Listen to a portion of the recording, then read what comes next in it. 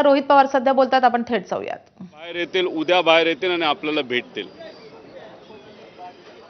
तशी इच्छा आमची असली तरी आम्हा सगळ्यांना माहीत आहे की दुर्दैवाने तो दिवस त्या ठिकाणी येणार नाही. तमाम महाराष्ट्रातल्या जनतेची इच्छा आहे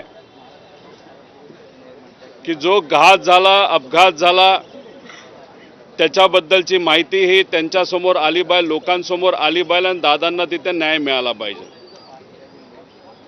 यासाठी महाराष्ट्रातले लोक, सामान्य लोक, शेतकरी, कष्टकरी, युवा, विद्यार्थी, महिला या सर्वांची इच्छा आणि त्यासाठी ते त्यांच्या त्यांच्या लेवलवर प्रयत्न करत आहेत. कुणी सोशल मीडियावर बोलतंय, कुणी चहाच्या टपरीवर बोलतंय.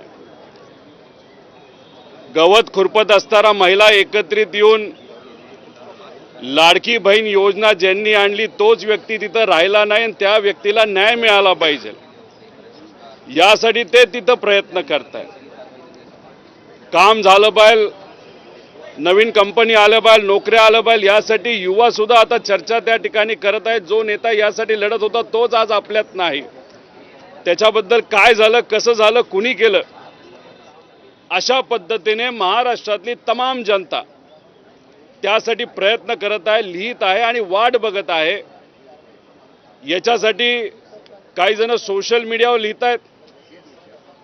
तुमच्यासारखे मीडियावाले, तुमचं सुद्धा त्या ठिकाणी एक नागरिक म्हणून मी आभार व्यक्त करतो.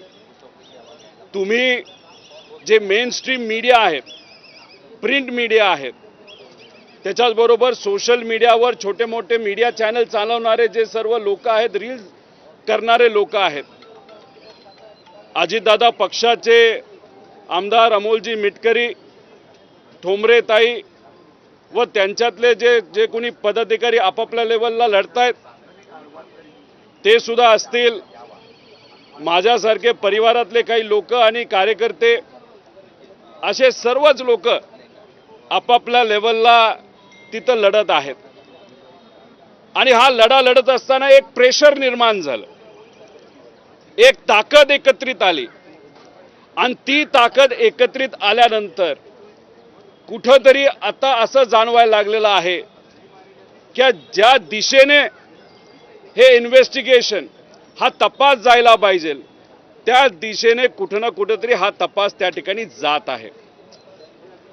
पण हा जात असताना त्याच्यामध्ये काही गोष्टी आपल्याला जाणवतात. काल DGCA कडनं जे काही त्या ठिकाणी अहवाल दिला गेला त्या अहवालावर मी बोलेलच, पण DGCAने आतापर्यंत दिलेले कुठले कुठले अहवाल आहेत ते क्रमवारीने आपल्या समोर त्या ठिकाणी मी मांडेल.